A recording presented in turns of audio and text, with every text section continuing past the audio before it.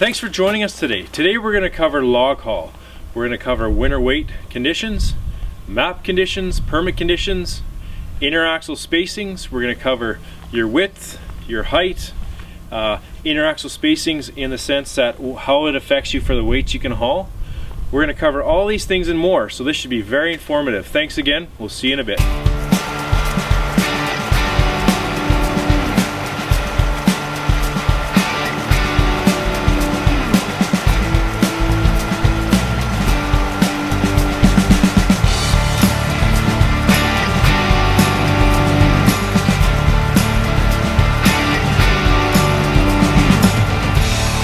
Okay, now, so we have a tree length load here. So with the tree length load, how we need secured is a minimum of 3 tie downs. Each tie down has to have a working load limit on it, okay? So with the working load limit, of the 3 tie downs, you have to add them together and you have to be able to secure at least 1/6 of the load weight.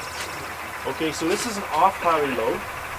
Okay, if this was permitted, if it was under a permit condition, each one of these tie downs would have to have a minimum working load limit of 1,368 kilograms, okay? You can't have any knots in the working section. Okay, so the working section is anything that's securing the load. Okay, worst case scenario, let's say you don't have a working load limit on one of these devices. The officer could decide to give you a written warning or a $575 fine. Okay. So we have a load of logs here. So what I'm going to talk about is some requirements where logs have to contact stakes. So this is a tree length load. So whether it's a tree length or cut to length, all outside logs have to contact at least 2 bunk stakes. Okay. So when I'm talking about outside logs, I'm talking about outside left, outside right, and outside underneath. Okay. So if all your logs have to be loaded so they contact and go past the outside stakes and past the bottom bolsters. So let's say a log shifts in transit. You have a pulp load or a shortwood load. If that log shifts and doesn't contact, and it's an outside log and it doesn't contact bunk stake or a bolster, you're going to have 2 tie downs on that log. Okay, if you get stopped and transportation sees that, if there's a log that, let's say, cuts short right to here and it's sticking out of the load and it's on the outside, you can get a $575 fine, which is a loose load ticket. So again, you always have to carry extra wrappers, extra chains, whether you belly wrap or you can ratchet them. Just remember that's considered a loose load. You might not be able to physically move that log, but it's still considered a loose load under the cargo securement standard, okay? So carry extra wrappers, extra boomers, whatever you need to secure that log. It needs to be loaded properly at the landing, so everything has to contact at least 2 bunk stakes on the outsides and the bottom side.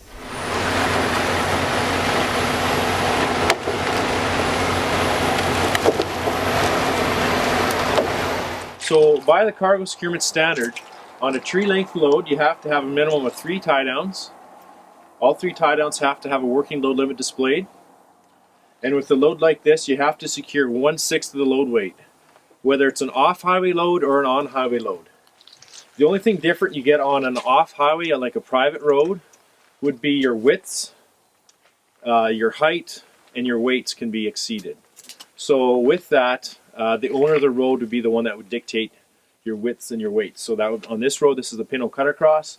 This would be Weyerhaeuser, would tell you the width, the height, and the weights on the axle groups. So with your cargo securement device, what they have on this truck here is the new synthetic style.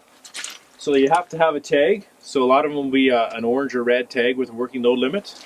Or on this style, it's a steel tag. Okay? So you're going to have a minimum of 3.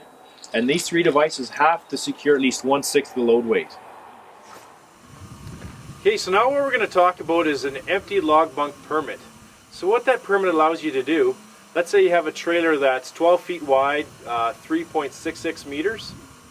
If you have a trailer that's 12 feet, 3.66, this permit allows you to take that trailer on highway with the following conditions met. So some of the conditions is you have to have reflective tape starting at the base of your bunk stake, at least up to 1.5 meters on all 3 sides, the front side, outside, and back side.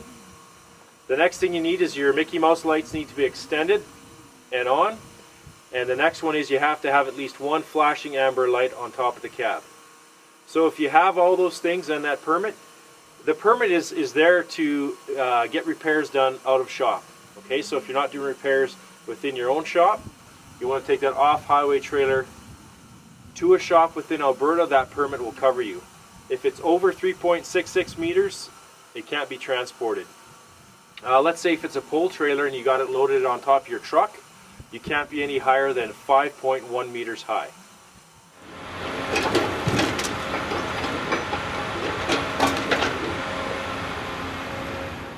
Okay, so now we're going to talk about reflective tape on bunk stakes.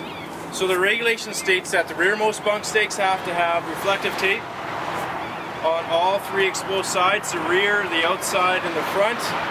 Okay, so this is a hay rack I'm on, so on the front stakes, you're going to have it on three exposed sides. If you have a Super B, on that Super B you're going to have all three exposed sides on the front bunk stakes, the rear bunk stakes on the lead, and also the pup trailer on the front bunk stakes and the rear bunk stakes.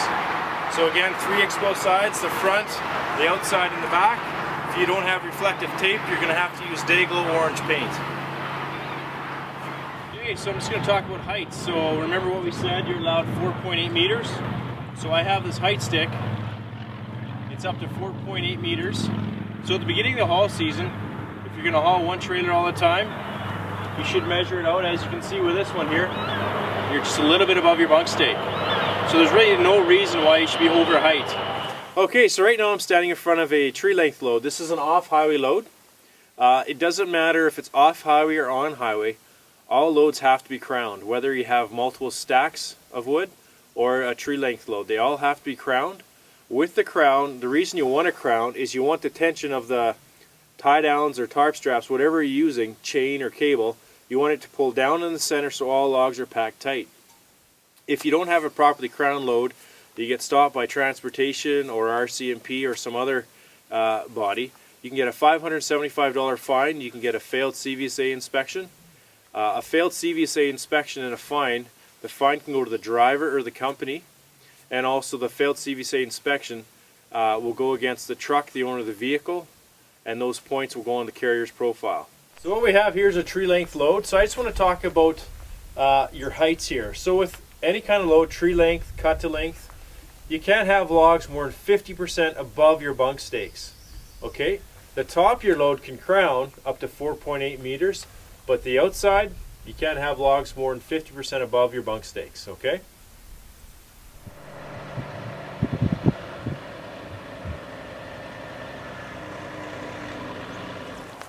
Okay, we're here at the Pinto Cut Across. We're just going to talk about some dimensional requirements with loads. So this is a tree length load. So with the tree length load, Weyerhaeuser stipulates that you're going to want to have day and night lights and also streamers. Okay, so with streamers, you're going to want to have at least 10 in a bundle, at least a meter in length. Okay, and we're identifying the longest log here. It's on the left side. Okay, so you're going to have lights on the log and streamers. Also on the opposite side of the load, you're going to have streamers on there. So if this load was on highway, the regulation states, you're going to have lights on left and right side of the load to identify both sides of the load, plus 2 bundles of streamers. So just remember that there's slight differences. Again, off-highway loads, the only differences is your dimensions and weight. So off-highway, since this is a Weyerhaeuser road, they will dictate the width and the height and axle weights. So one of the key characteristics with a good load for especially tree length is you want everything running front to back. Some logs are going to cross a bit, but just make sure when the loads are getting put on the truck, you run front to back. That way you're going to eliminate some valleys, some ridges, and irregular loads. With a tree length load with the overhang, you want to make sure the overhang is 18 inches or greater above the road surface at all times.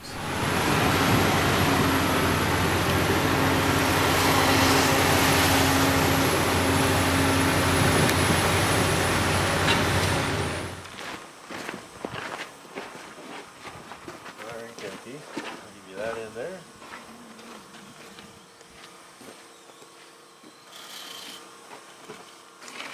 Okay.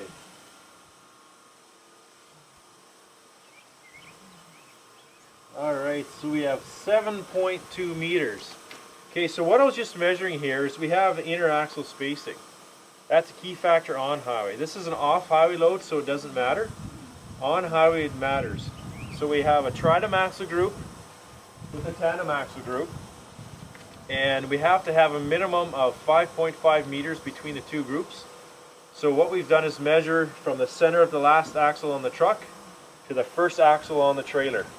So again, we are over 7 meters. There's not a problem. Let's say if you get stopped on highway and this measurement's under 5.5 meters, you would subtract 500 kilograms for every 10 centimeters, okay? So again, off highway, that doesn't matter, but on highway, you can get significant fines for that. So where I've seen infractions in the past where, let's say you've got some short wood. So the guy takes his reach, sucks it in, you have the two axle groups, a tridem, tandem, 5 meters or less, you're going to get knocked down quite a bit in weight. So just remember, always 5.5 meters from tridem to tandem. If it's a tandem axle group to another tandem, you're allowed 5 meters, okay? So just remember those when you're getting loaded, especially on short wood.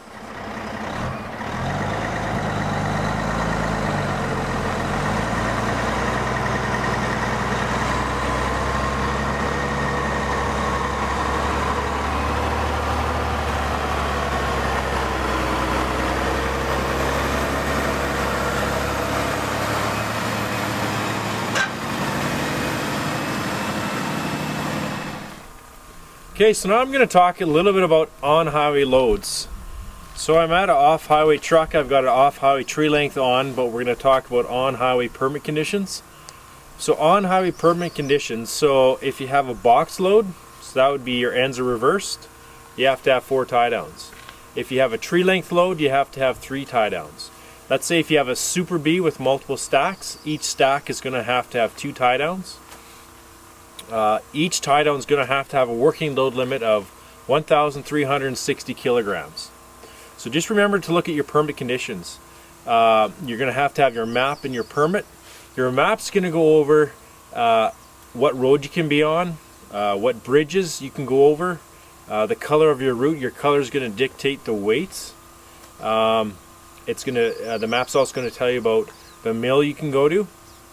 With your permit, it's going to give you dimensions. It's going to give you heights, widths, and weights. So just make sure you're always reading through those conditions and follow those conditions placed on you by that permit. Okay. Winter weight permits are going to be license plate specific, also configuration specific. Okay.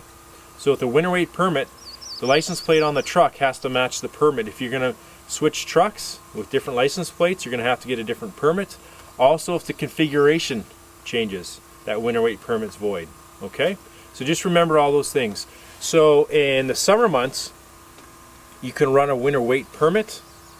It's still going to be license plate specific, but not configuration specific. Okay, so just remember all that. Take a good look at those permit conditions. Okay, so now what we're going to do is wrap up cargo securement for log haul.